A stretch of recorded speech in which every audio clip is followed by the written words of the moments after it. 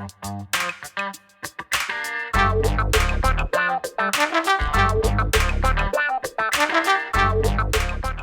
guys, how you doing? Montel here, and welcome to this edition of Let's Be Blunt with Montel, where we talk about everything and anything related to cannabis and hemp in America. Well, my guests today are retired NFL football players who founded a forward-thinking company dedicated to the achievement of and the advancement of cannabis as a form of elevated wellness, believing that the plant holds incredible potential as a healing agent. Their vision is to positively impact the global cannabis industry, changing stigmas and stereotypes by highlighting the healing power of the plant and producing products that help people and athletes optimize their wellness through holistic relief. Currently, they have operations in Michigan and Massachusetts. Calvin Johnson and Gosder Cherilus, thank you so much and welcome to Let's Be Blunt with Montel. Great to be here. Absolutely, my friends. Thank you both for being here. Look, before we dig deep into the cannabis conversation, why don't you tell me a little bit about your background, both of your backgrounds? So let's start with you, Calvin. Yeah, I guess as it pertains to cannabis, after we retired, guys are trying to figure out what's next.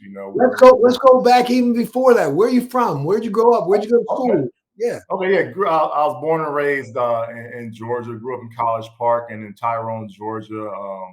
Georgia. Yeah, that's incredible.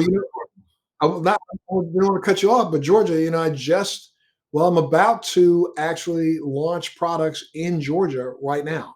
Georgia, did pass a medical cannabis law, and there are a couple licenses already given out, and I'm working with Botanical Sciences, and I was just down there last week, helping them open their first of a few dispensaries down there. But we'll get into that in a little bit because they also have a model down there in Georgia that I think will be a model that may be replicated around the country because they are also going to be distributing through independent pharmacists.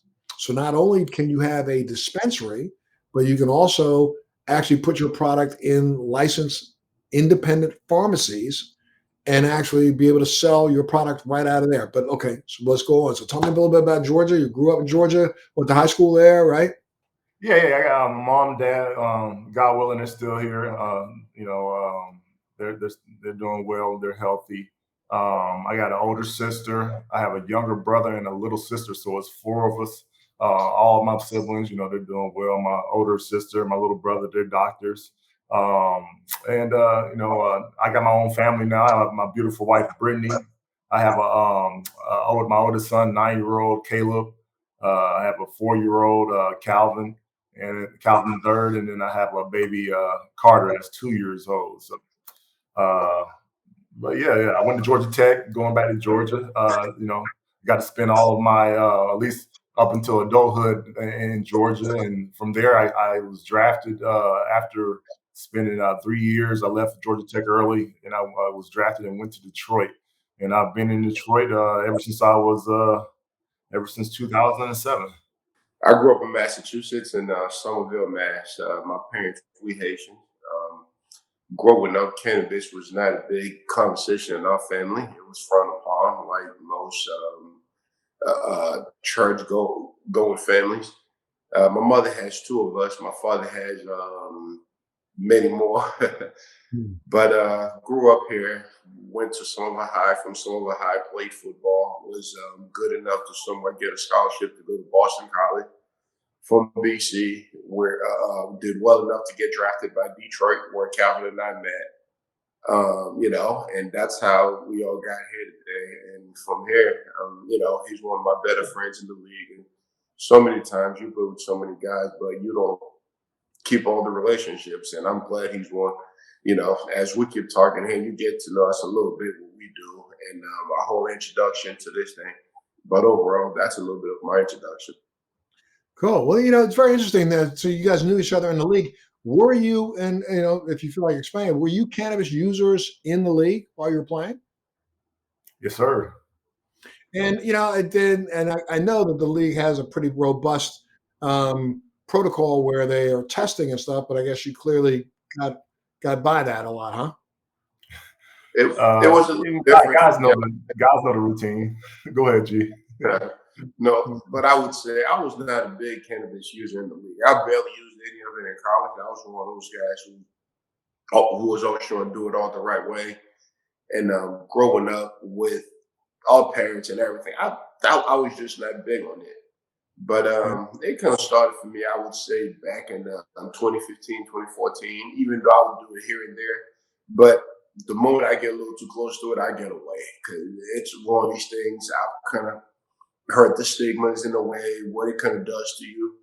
And I was so focused on my games, what I wanted to do at the time. So I didn't spend much time really doing unless I was around a lot of friends. And Calvin would laugh because I would say that there are a lot of things about the plant that I didn't even try to teach myself. I would only learn it in the presence of other people because I just like I never wanted to do it by myself. I didn't want to teach myself how to roll. I didn't want to do certain things. I'm like, I don't want to do it alone. I just, if we're all out, we're doing it. I have one, I share with the guys. But I would say back in 2015, I played a whole season with a torn impingement. And I would say January 31st, I went and got a hip impingement surgery and came back to February 15th. 2 weeks later, I had a knee surgery on the same leg. Because, the deal, you have to be ready 8 months into the league to get ready for training camp. So within 2 weeks, I had 2 surgeries. And just my luck, the knee, the doctor poked a small hole in the bone, so it was bleeding on the inside. It was one of the most painful things I was dealing with. At the time, I had my cousin who was staying with me, and they gave me Benadryl and Percocets, and I'm allergic to Percocet. I couldn't really do any of it, and I was under a lot of pain, and he was just sitting there snoring next to me, 2, 3 in the morning. I couldn't sleep. And make long story short, I remember about 2 nights into it, I'm like, you know what, let me try something that he was trying. So he rolled me a blunt and I smoked it. I fell asleep for 4 hours.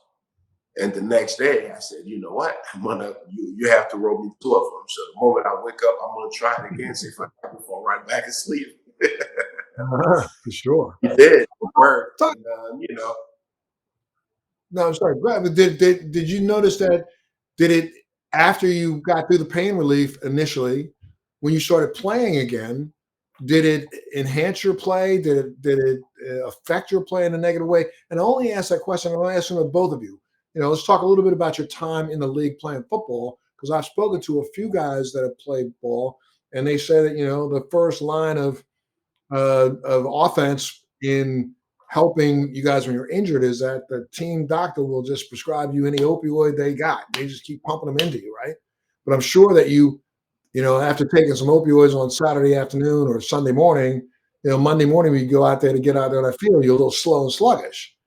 Did you feel the same way when you use cannabis? Because for me, like I said, I'm a snowboarder. I'm older than both of you guys, but there you go. There you go. Yes, sir. this I love boy, snowboarding. I've snowboarded all over the world, my friend. My man, I Chile gotta to Italy to Canada to all over the United States. I've snowboarded, go. and I will tell you, I won't get on my board without making sure that I'm very well medicated. I got to, because on the days that I didn't medicate, I'm telling you, I was going to fall. There's no ifs, ands, or buts. I was going to fall because I'm so paranoid. You're going down the hill, you're looking at it, watching out for other riders. But the day when you smoke, it's like, what's up? Come on now, you can't get me, right? So I don't know. Is it the same kind of feeling playing football? I guess I never partook. I can't say I never did. There were a couple games later in my career where I was just like, hey, man, I don't know how I'm gonna make it through this game. Bump it. I'm gonna light this thing up for the game. But it's only like several occasions when I was really feeling like that. But I usually didn't smoke before the game because for me, I was running so much. I just felt like that would affect my win. But during the week or after the game or after practice, it's one thing. For me, I didn't really get the science of it until after I was done playing. But while I was playing, it's one thing that helped with my recovery because I could sleep, like guys had said earlier, and it helped mitigate some of the pain. Now I use it for its anti-inflammatory properties more than anything, but that's only because I learned the science behind it now. But while we were playing, being a good quality and nice sleep was everything. Yep. How about you guys? Huh? uh, I can't. No, not for me. I was somewhat a student of it, and know what I know today, it probably could have been a little bit different. but I was so focused, so zoned in into my craft in a way. And at that time, with the stigmas and with respect to the game, with some of my peers, we were as far as our knowledge of the plant. I couldn't stay away from at least like 2 to 3 days before the game, as far as like, keep my system clean. Just like Calvin said, we run a lot too at the end of the week to keep our lungs fresh. But we tried as much as we could to stay away from it close to the game. To a lot of it, it's because we didn't know. But it's funny you said that though. With today's world, with our knowledge of it, and as we keep growing, we keep growing into it. These are some of the things that I get to learn from this man. We took a couple of trips to Utah to go skiing, and myself being myself, I woke up just getting my stuff ready and getting ready to go. But he had about like 2 or 3 forms of it, from the CBD cream that we have, and we had the liquid IV, for the high altitude. So the more we know of it, just like yourself, the more we know the science of it, like a little bit closer we get to it. But back then, we just didn't know enough. It's not that we didn't want to; we just didn't know enough. Sure. And I mean, I think it's really very interesting because it's kind of almost counterintuitive. People would think that, something that gives you a euphoria would affect your game in a deleterious way. But now we know for a fact that it probably does not. It probably will enhance your game.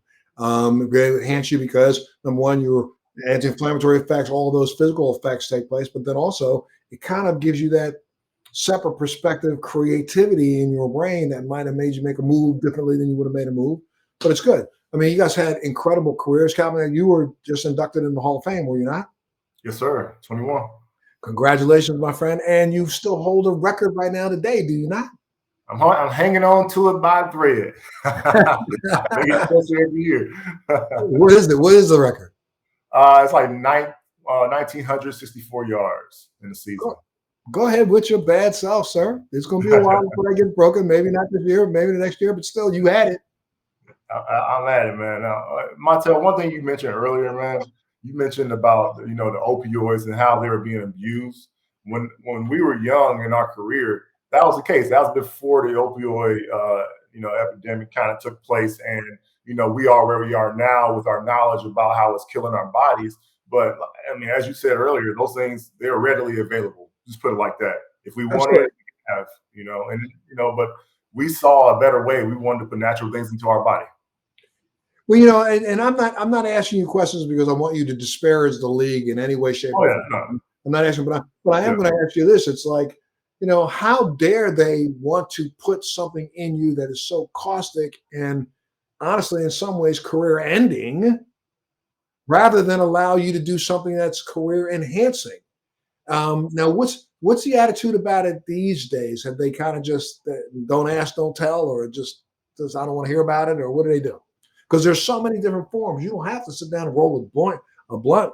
I mean, heck, I could see, I've enjoyed being on a mountain back before there was, the proliferation of a lot of different kinds of edibles, man. Dude, I'm telling you something. 6 years ago, I used to 7 years ago, get on a mountain. I would definitely break off a half a candy bar for the first half of the day and a half a candy bar for the second half of the day. There ain't no question. Yes, sir.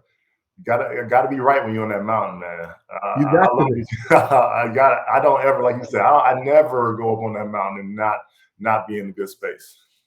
Absolutely, because people don't get it. I mean, if we go back to even the last century, people like Albert Einstein every now and then enjoyed a little cannabis. A lot of people don't know how many people who were as creative as they were created because the cannabis enhanced their creativity. And if it enhances your creativity intellectually, and there ain't no question why the Olympics stopped testing all of the snowboarders, because none of them would have qualified if they had tested them all. For a fact, hell, you're going to jump off a mountain, jump up in the air, spin around 6 times, flip up and down 2 times and land on your feet. Really? I'm going to do that without doing what? Too many inhibitions. 100%. Absolutely. I mean, you got to think about how do these guys come up with some of these moves and these thoughts. They're not doing that straight. Some of them may be, but those who do don't finish on that top 3 tiered stand, I don't think. You got to have a level of creativity there, and 100% cannabis does. It does boost your creativity. I love to draw. I love to create. I create my own tattoos. All my logos, and it's spurred from that. I'm not gonna say that I got to smoke to be creative, but it does assist, And then the good thing I love to do is just write stuff down. Those thoughts that come up, when you're sitting there, because if you don't, you might there's some good thoughts there's some good, like you said, some good creative thoughts that are spun up when you're in that good headspace. So here you guys going through your career and getting ready to come to and get ready to step away from football. Who called who and said, "Hey, you know what? We ought to get into this cannabis space." How did that happen? I finished playing before G. I got into the space in California in a minor capacity, and I saw how that was. But I wanted to have a present role in the company, and it just fortunately the opportunity came in Michigan, where the industry came online, and it was 2018, 2019. And we were in the real estate market at the time. We are just doing our thing in Detroit in real estate because the market was rapidly growing, and we happened to get property in quote unquote green zones, and with the idea that, hey, we could be a landlord of a profitable company, or be a landlord of a tenant that's profitable, and just make our check, or we could start a team. We know what a good and bad team looks like. We went 0-16 and we had some success in Detroit. So we felt like we knew what a good and bad team looked like, and we proceeded to do the latter and put together a team. And now we're 50 to 60 team members deep, and we have a store in Michigan and now in God's help in Boston. Who came up with the name Primitiv? You mentioned Albert Einstein and folks like that using cannabis, but it's a simple thought that cannabis has been used for millennia by people. So by nature and by definition, it is primitive. 5,000 years worth of primitive, my friend, and it's been covered in every cornucopia or of pharmacology since the dawn of man. It's written about everywhere around the world. People don't understand that this cannabis thing was not a North American thing to begin with. Cannabis is found all over the planet: Africa, South America, Golden Triangle, China. Matter of fact, recently I was mind blown. I thought I've literally walked around thinking to myself that I was probably one of the more knowledgeable people of the space for years, and then just read some material about 3 or 4 weeks ago that blew my brain apart. I'll throw one to you. Did you know that one of the biggest distributors of cannabis, of hemp, in the 1800s, early 1900s was Russia? I did not. Russia led the charge internationally. They grew it, distributed it. Why? Because Russia understood the commercial viability of hemp as a plant that could be used for so many different materials, from ropes to sails, you name it. So the Russians, this is even back, and people don't even understand that Napoleon, you heard of Napoleon Bonaparte, right? Okay. Well, the war that was fought between Russia and France was really fought over hemp, was fought over cannabis. People don't know that. People think they were just trying to get more land. Hell no. They were trying to shut down the Great Britain from being able to allow the United States to distribute cannabis internationally. So there's so much behind cannabis. A lot of people, you would talk a little bit more about history. I mean, people don't know that the only thing that the North and South had in common was the fact that all their uniforms were, or most of their uniforms were made out of hemp. The entire Revolutionary Army of the United States back in 1775, made out of hemp. If you were a farmer in America back at the beginning, the turn of the century in 1700s, you could pay your taxes with hemp. So there's so much behind this. You're right. I mean, I think it's one of the things that people have such a derogatory outlook on it is because of the campaign that was built in the early 30s and the mid 30s and early 40s here in the United States to vilify cannabis. And they tried to vilify it by throwing on the backs of dark-skinned brown and black people, and make it out to be something bad. But most people don't even recognize that, a lot of the slave owners, a lot of the masters. Man, why that topic? Huh? I don't mean to cut you, but while you're on that topic, I had this thoughts, and it's if you understand what some of the biggest competitors to hemp, it's cotton.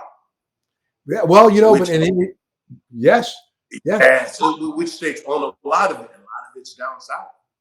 And what people don't know is down south, Kentucky was one of the biggest providers of cannabis in the United States for years. As a matter of fact, the biggest marijuana bust for marijuana in the United States came in Kentucky, not in California, not in Oregon, in Kentucky back in the 50s. They had something back there called the Cornbread Mafia that literally, when we were talking about the 60s and the 70s, this Mexican weed coming to the United States, that wasn't Mexican. Man, you That was stop. weed coming from, huh? That's it.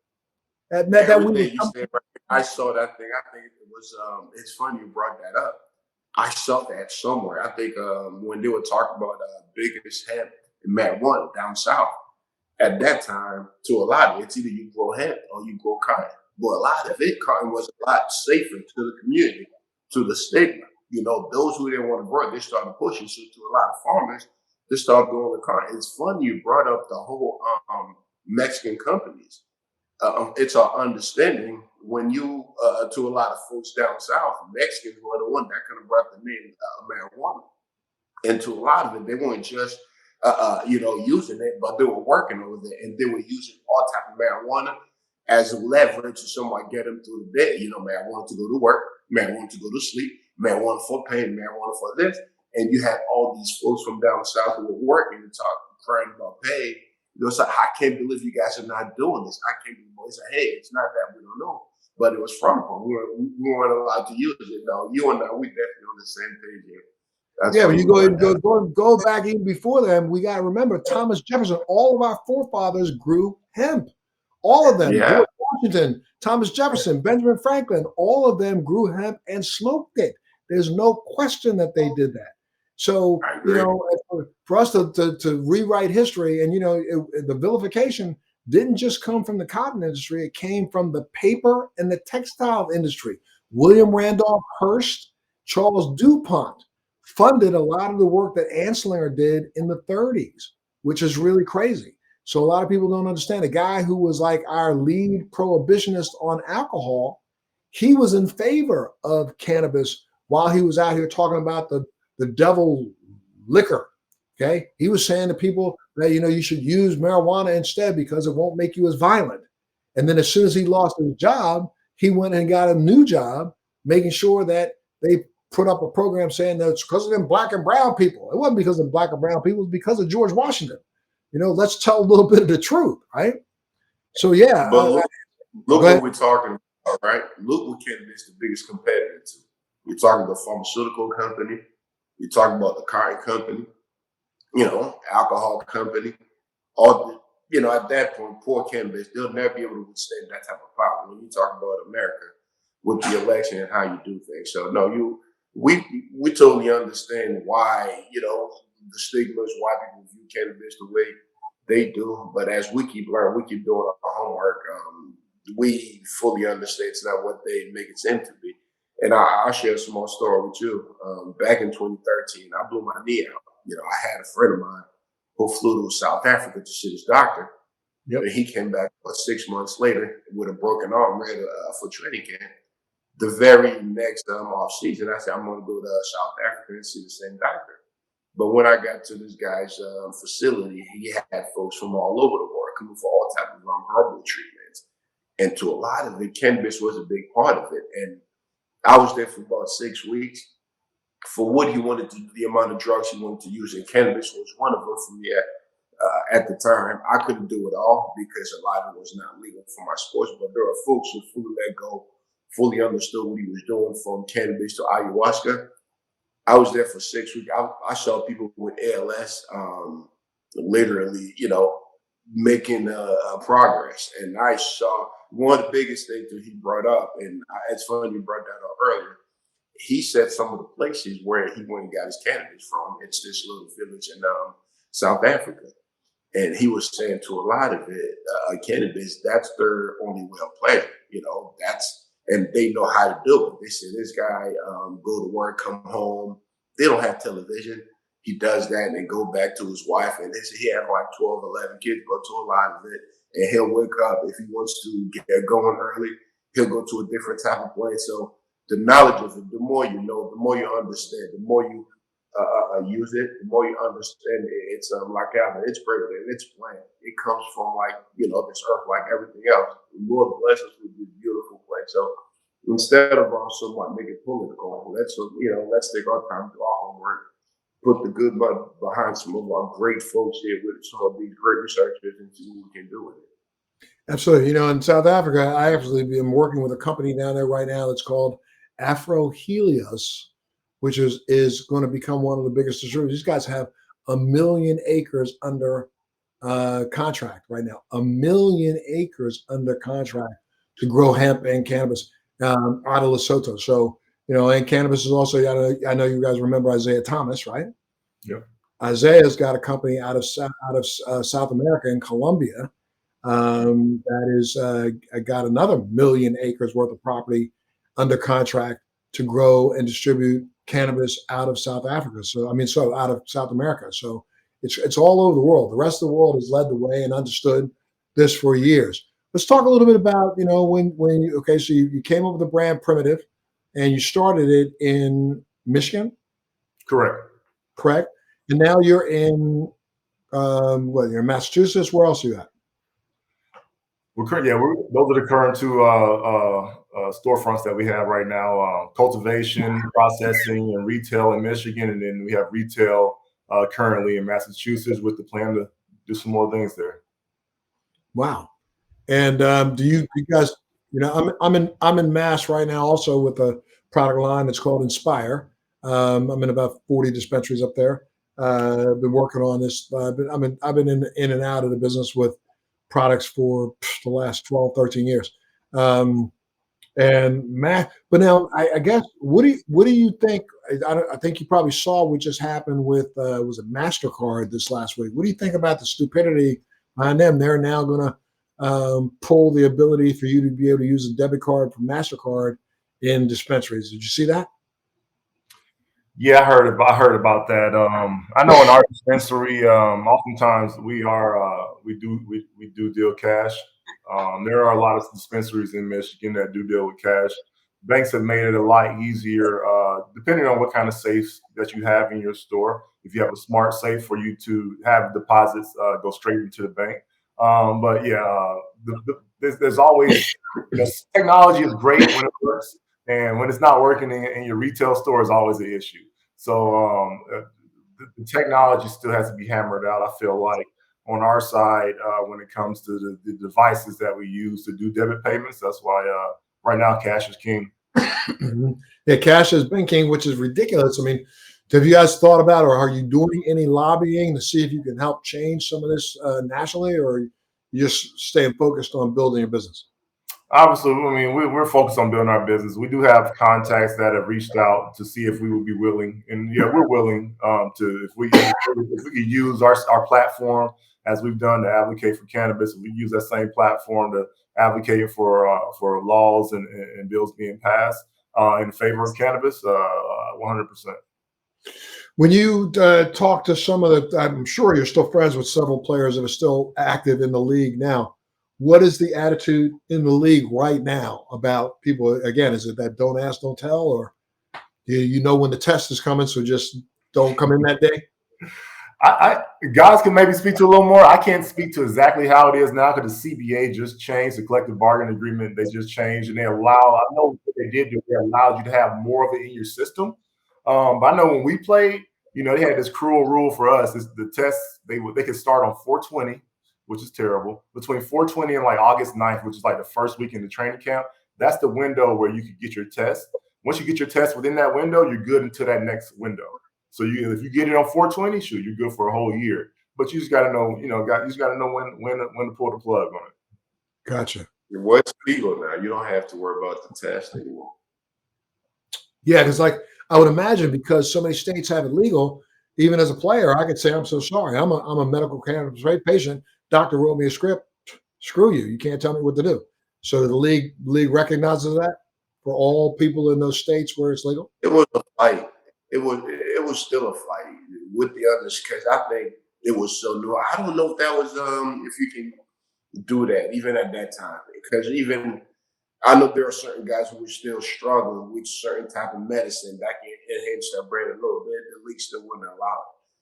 So at that time, I don't know if that was a thing, but that was still so new. Well, how about right now? What do you think now?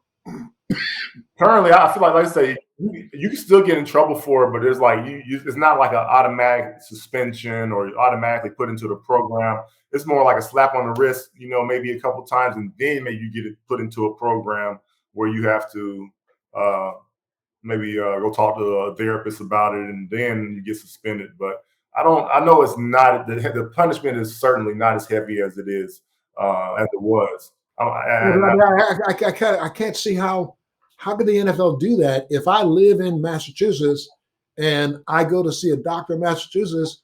I don't care if I'm an NFL player, NBA player, firefighter. Well, so I think firefighters can't, and police, but like in New York State, they don't test EMTs or firefighters anymore for cannabis.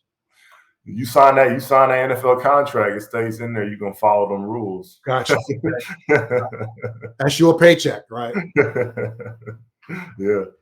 Every state is a little different. Now, do you guys intend to expand to other states, or are you just going to focus in on Michigan and let's say Massachusetts right now? Yeah, we're having conversations in other states. We definitely want to expand. When we built this group, for us, you see us, we're former professional athletes. We put our business hats on, and we would love to continue to expand with those like-minded folks. But we're open to working with other folks as well, as we are, like I said, having conversations in different states currently about doing licensing agreements and expanding brick and mortar. Are you not only producing your own brand Primitiv, but are you also white labeling, or are you also producing for others? In Michigan, we're able to do that because we started in cultivation here. And I'll let God speak to this more, since he is in Boston currently. But like I said, we do plan to grow in Boston, G. This is a conversation we've been having. To a lot of it, we're looking for the right partnership, but for the brand, for what we try to do for our platform, we absolutely open to it with the right folks, and that's what I think Calvin brought up earlier. I've been here in Boston for a little bit more on the investor side, here and there. When I had an opportunity to somewhat get involved in the game, in the cannabis industry, I reached out to Calvin right away. To a lot of it, which you can be familiar with. It's really hard to find a good happy medium. To a lot of folks, it's a business. To a lot of it, folks, it's a passion. But at the end of the day, it's really, really hard to find the right percentage group to somewhat like make it work. And if there's one thing that we saw right away with Calvin and Rob, they weren't like they didn't come to this as business folks. But they didn't come to it as just like straight guys from the mountain who just here to grow marijuana. And they fully understood their platform, and they're not just talking about, they put their money behind it to somewhat deliver some of the things they've been promising with Primitiv performance.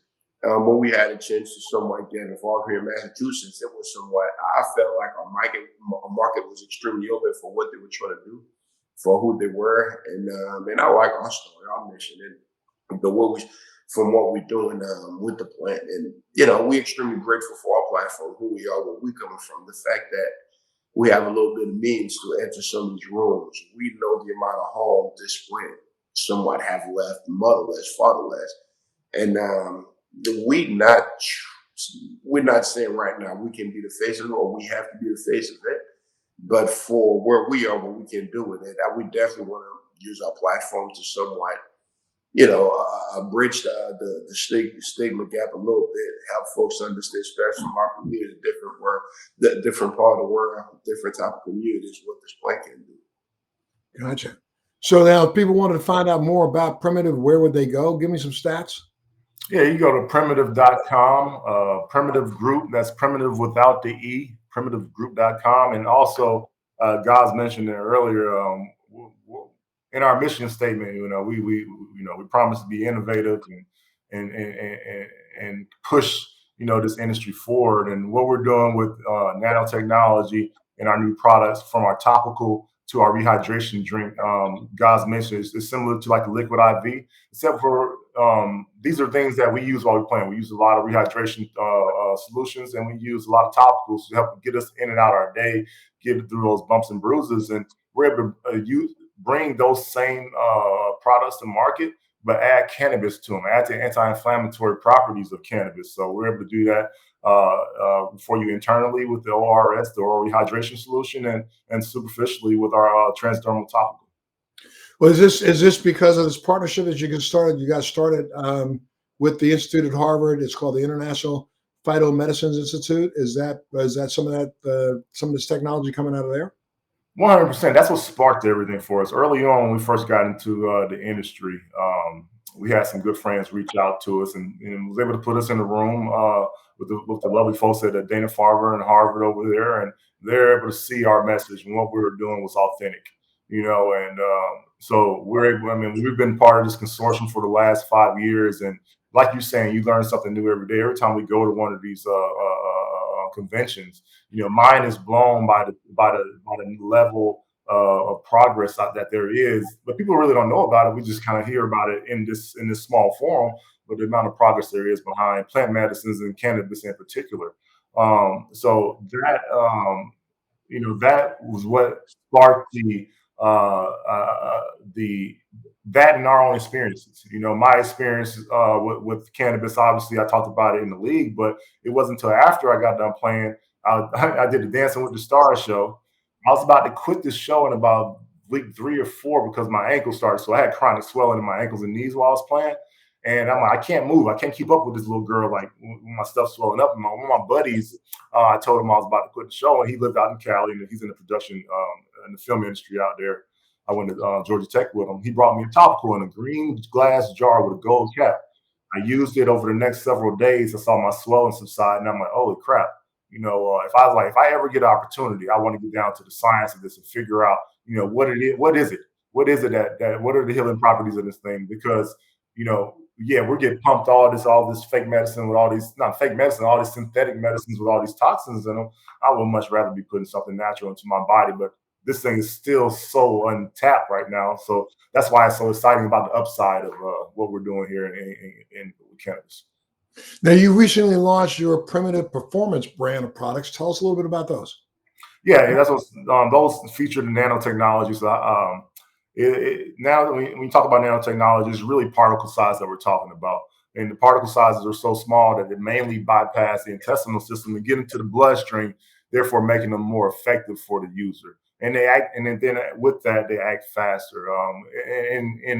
In contrast to a regular edible that uses distillate oils, which will take 45 minutes to an hour, maybe 30 minutes if you're lucky to onset. But these products, like I said, they're near and dear to our heart, and they're just the beginning because the technology is really what we needed to be able to branch off and create a ton of or a plethora of other products. And oh yeah, Montel, one thing before I forget, we do have a special we running Montel 20. We got a promo code Montel 20 on primitivperformance.com. All right. Well, make sure all of our listeners understand that. So you go up and get some information about Primitiv at primitiv.com, and make sure if you stop in the Massachusetts area or the Michigan area, they drop into one of your facilities, they can use Montel 420. Montel 20 on primitivperformance.com. That's for anybody that listens to your podcast, all your loyal fans. They got an opportunity to go online. Our CBD products you can get online. So our topical and our rehydration drinks, that's what the promo code is for. Get those things online. But if you do happen to be in Michigan, we are in about 100 stores. So please pick up some Primitiv. Oh man, that's good. That's good. And you have your own individual facility, own dispensary in Michigan, but you're also in 100 others or 90 something others? Correct. Yes, we're vertically integrated, but we are in 100 other stores. Mm-hmm. Yes, sir. Well, what's the long-term vision for Primitiv? And just like yourself, I heard earlier you were talking about the plant. To a lot of it, we understand the plant, what it can do, but I think to me, the future for me, it's in the product. It's just to see what it can do. Just like Calvin was saying earlier, the more we do with this thing, the more involved we get, the more we see what this thing can do from. Especially on the athlete part of it. We so much want to stay a little bit more involved, see how we can replace some of these things that are somewhat troublesome to myself and a lot of our friends who were playing somewhat, made a lot of us become a little bit more addictive. I definitely want to be more involved, like I was saying, pre-workout, the topical part of it, post-workout drinks, even stuff to sleep, brain enhancement, but to a lot of it, we definitely want to grow our company here in Boston. We definitely want to represent the community the right way, but my future, I think, in this thing's more on the products, just like yourself. Gotcha. All right. Well, anything else either one of you want to add? Thank you so much for being here today.